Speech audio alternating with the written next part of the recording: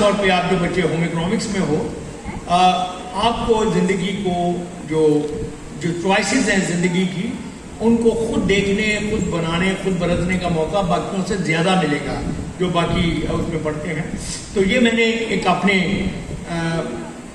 مشاہدے کے مطابق کہ جو لوگ نیچے سے اوپر آتے ہیں، سیلف میڈ ہوتے ہیں، گرو کرتے ہیں، ان کے ساتھ زندگی کیا سلوک کرتی ہے، یہ اس چھوٹی سی نظم کا عنوان ہے کہ روشنی مزاجوں کا کیا عجب مقدر ہے، روشنی مزاجوں کا کیا عجب مقدر ہے، زندگی کے رستے میں بچھنے والے کانٹوں کو راہ سے ہٹانے میں، ایک ایک تنکے سے آشیاں بنانے میں، خوشبوئیں پکڑنے میں، گلستاں سجانے میں، عمر کاٹ دیتے ہیں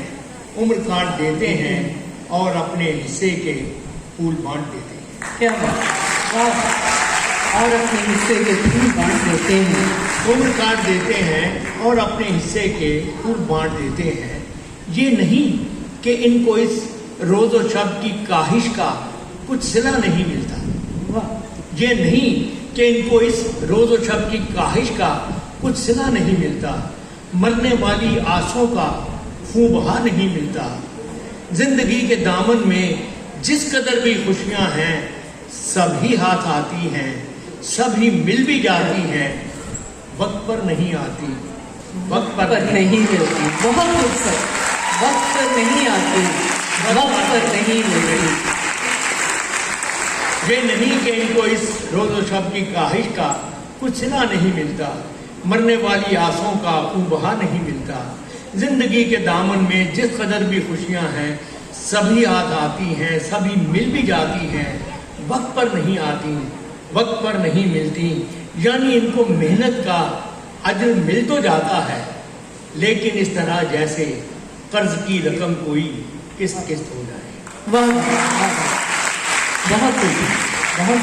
خوبصورت۔